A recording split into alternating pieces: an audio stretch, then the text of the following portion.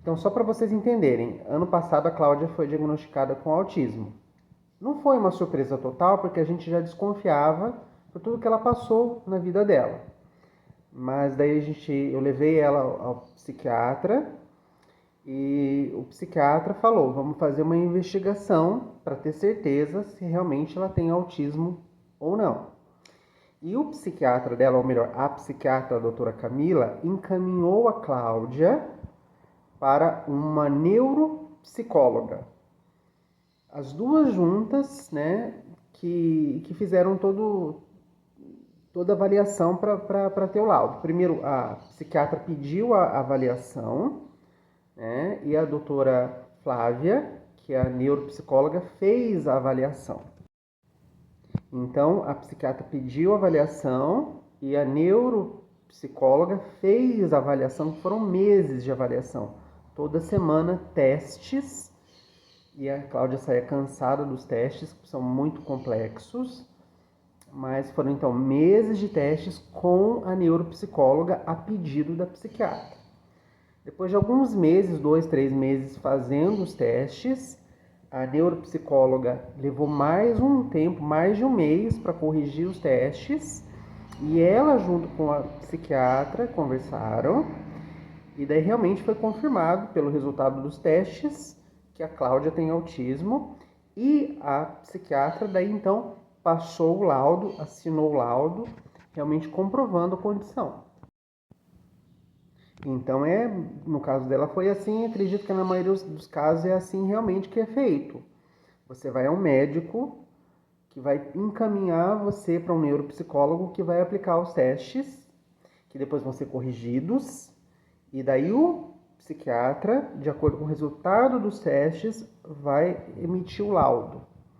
Então é uma coisa muito séria, não é uma coisa rápida de fazer, leva tempo, os testes são cansativos, mas é muito bom fazer no sentido de ter um diagnóstico.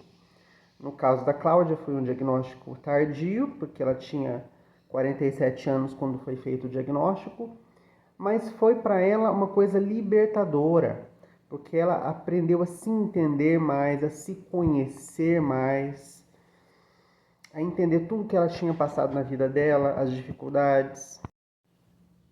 E saber disso foi libertador no sentido de hoje ela se entender mais, ela poder se tratar, ela poder se cuidar. E porque no autista grau 1, que é o caso dela, porque ela tem o TDAH e o autismo grau 1. No caso do autista grau 1, é muito complicado porque às vezes ele passa a vida toda sem ser diagnosticado, mas ele sofre muito com isso. O grau 2 e grau 3 são mais evidentes, são mais aparentes, e que é mais fácil de diagnosticar. Mas o grau 1, por ter essa demora no diagnóstico, ele sofre muitas vezes em silêncio, tentando mascarar os sintomas dele, os sinais. Causa muito sofrimento. E não existe autismo leve. Leve para quem? Né? E saber dessa condição hoje, para ela foi libertador, no sentido de se entender, de se compreender. Para mim foi bom também que eu possa ajudá-la mais, porque o grau 1 realmente, ele sofre, porque ele às vezes passa a vida toda sem entender o que acontece com ele. Autistas têm uma hipersensibilidade sensorial.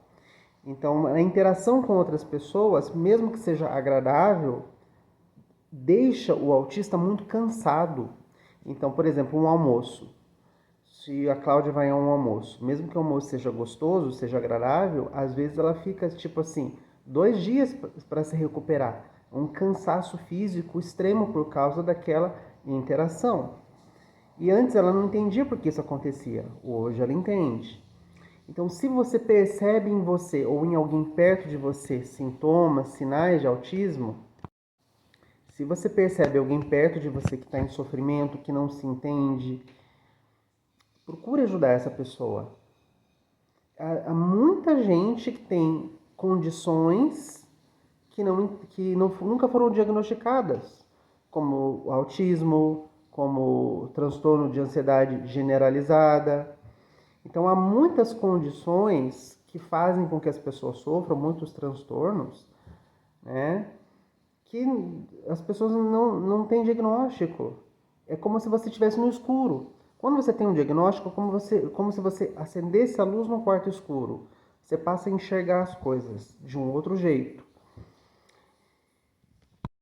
Autistas são pessoas espetaculares. Eles têm um senso de justiça maravilhoso. Um senso de justiça. Eles gostam das coisas corretas, das coisas certas. Mas são pessoas que precisam de ajuda, porque a leitura que eles têm do mundo é mais sensível. São pessoas, de certa forma, muito mais sensível. Então a gente que está perto, a gente precisa ajudar, a gente precisa ser apoio para eles. Talvez tenha alguém perto de você que tem alguma condição que não foi diagnosticada ainda, como uma bipolaridade. A pessoa que é bipolar também sofre muito. E talvez você tenha pessoas próximas a você que tem alguma condição que precisa de cuidado, precisa de carinho, precisa de atenção. Ou mesmo você, se você passa por qualquer coisa assim, procure ajuda, sabe? Procure ajuda.